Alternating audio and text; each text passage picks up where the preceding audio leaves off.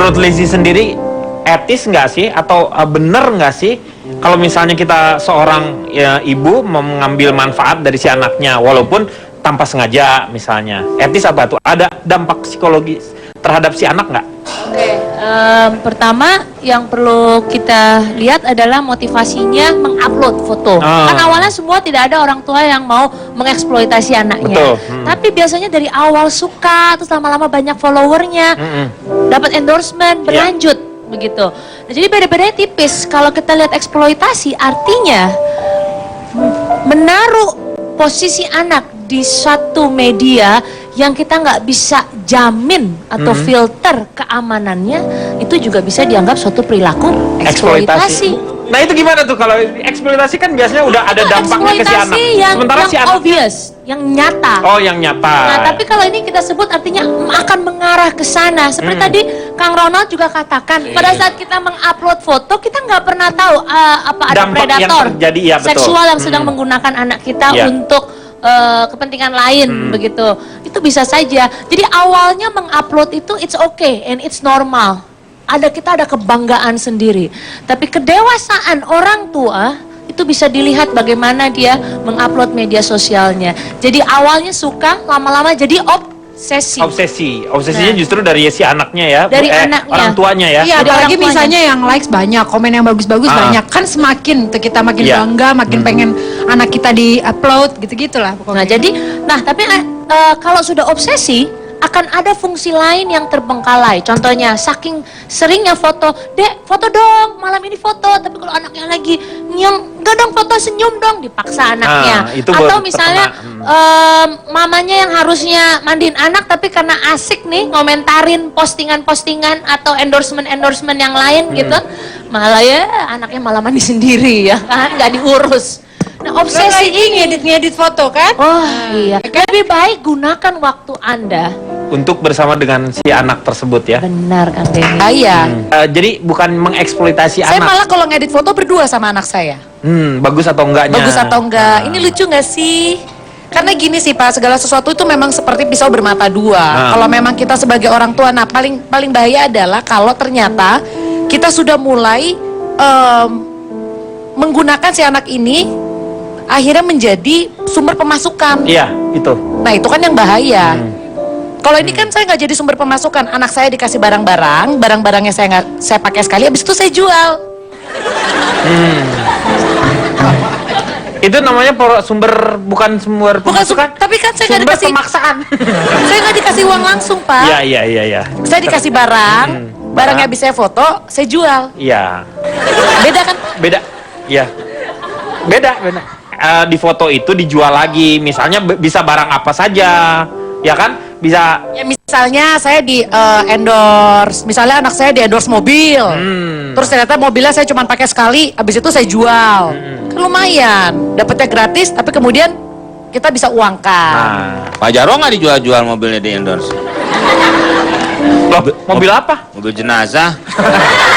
Masa di endorse mobil jenazah? Calon Tong setuju nggak nih?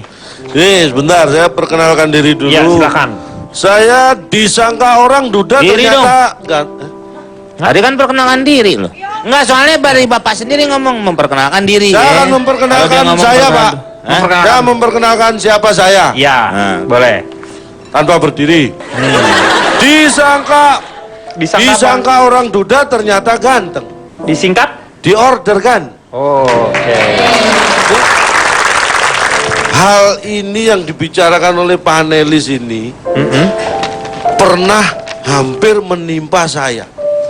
Dulu bapak saya itu mau membuatkan saya waktu masih kecil, akan membuatkan saya Instagram, Facebook. Saya bilang, "Pak, jangan, kan belum ada gitu." Iya.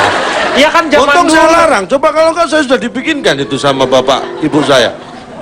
Waktu itu padahal belum ada Instagram, belum ada Facebook. Orang yang buatnya juga belum kepikiran untuk buat itu. Kok lancang banget bapak kamu sudah memikirkan hal itu. Untung saya larang. Gitu Lagi loh, Pak. umpama ada juga nggak bakalan muat, lo kan tinggi gede. Ini kan foto-fotonya Meng yang dimasukin, bukan orang yang dimasukkan langsung. Oh, saya nyoba nggak bisa. Jadi saya hampir menjadi korban. Dan saya itu tidak ingin terjadi pada anak saya. Makanya sampai sekarang pun Ya. cara membuat akun pet, Instagram itu saya nggak bisa. Loh, emang kenapa nggak bisa? Supaya saya nggak membuat kesalahan pada anak saya.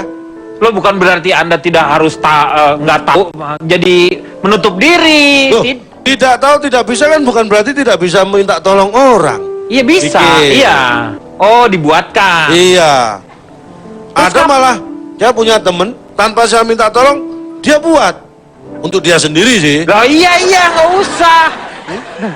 Kalau untuk dianya sendiri ya nggak apa-apa. Ya makanya nggak saya larang. Iya. Tapi begini, pada dasarnya ini sebenarnya bicara ini hanya kasusnya saja kita mengangkat Instagram ya. Tapi Iya. secara lebih besar saya melihat begini. Ini masalah bagaimana kita melindungi hak anak atau melindungi anak.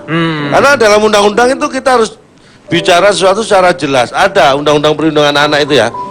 Apa sih anak itu? Nah, itu. Anak adalah seseorang yang belum berusia 18 tahun. Anak.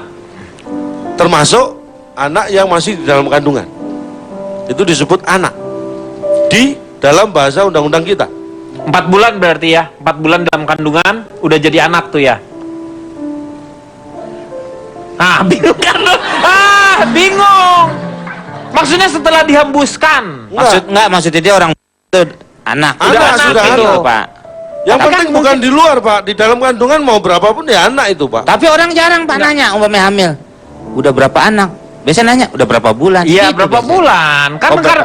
karena di 4 bulan katanya kan dihembuskan. Tahun-tahunnya misalnya dia hamil anggur. Dia hamil tapi anggur terus di rumah nggak Itu kerja-kerja. nganggur Pak. Oh, nganggur. Lain.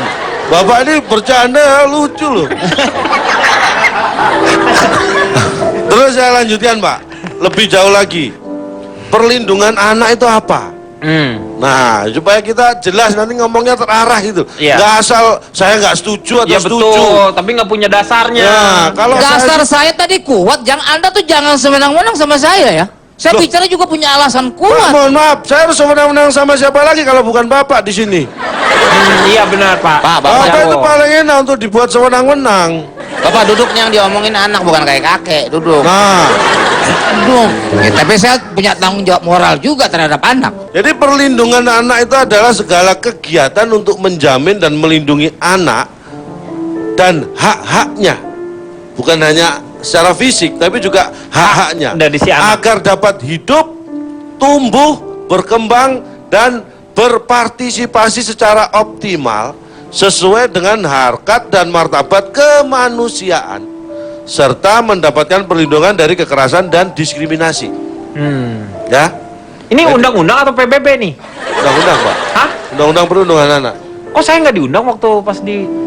Pak saya bingung, mendingan nanti dibagiin aja undang-undangnya. Ah, Jadi baca sendiri Pak. iya. Udah, Pak, tutup aja Pak. Ya, Saya lanjutkan. nanti lanjutkannya setelah yang satu ini. Mengatasi masalah tak